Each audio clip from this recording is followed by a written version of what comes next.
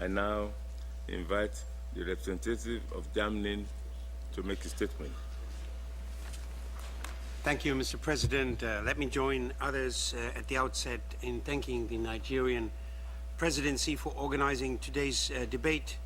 I warmly welcome your presence and your chairmanship, Mr. Minister, at this Council's meeting, as well as the presence of Her Excellency Mrs.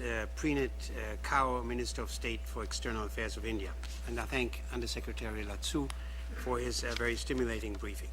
Mr. President, the importance of security sector reform has increasingly been recognized in recent years. Those reforms are not only a key requirement for peace, protection of human rights, and sustainable development. They also play a pivotal role in crisis prevention. I would like to emphasize 3 points today. First, local leadership is crucial for successful security sector reform, as is national ownership. Only national actors can ensure that the process is completed and key issues are addressed.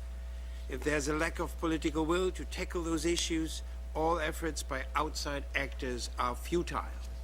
Security sector reform remains a long-term, country-specific endeavor, which very much depends on political commitment by national authorities.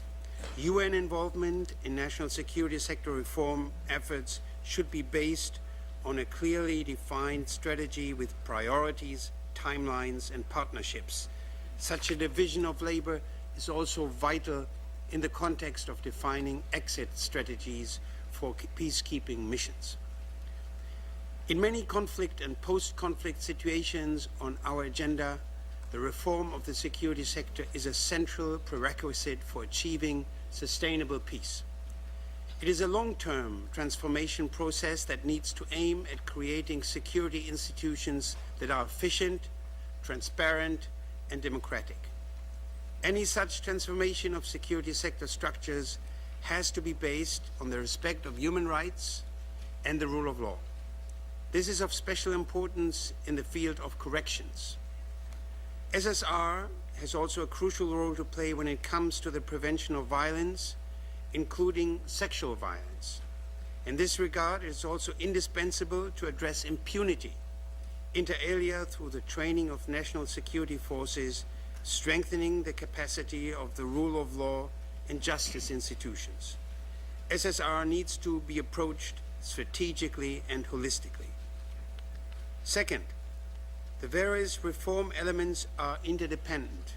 The establishment of civilian control over security forces, the improvement in operational capabilities, and the institutional structures.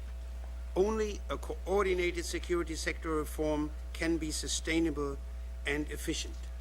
Delivering as one is key.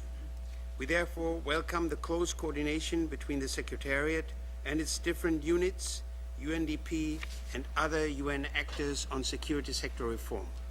The Peacebuilding Commission also has a critical role to play.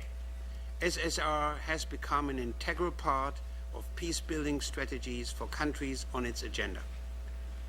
Mr. President, my third and last point refers to the efforts of the various international actors who work in support of security sector reform, especially the European Union.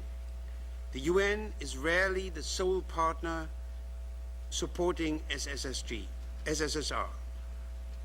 The European Security Strategy of 2003 already identified security sector reform as an area for joint EU efforts. European Union support for security sector reform has been provided both within the Common Security and Defence Policy Framework as well as by the European Commission. Notably in Africa, there are numerous examples of close cooperation between the United Nations and regional organizations like the African Union and the European Union. We encourage these organizations to further broaden their interaction and exchange of views. SSR is a complex process where best practices should be widely shared in order to enhance efficiency. The specific needs of women, children, should always be included in the design and delivery of security, as well as the needs of those who are disadvantaged or victims of discrimination. I thank you, Mr. President. I thank the representative of Germany for his statement.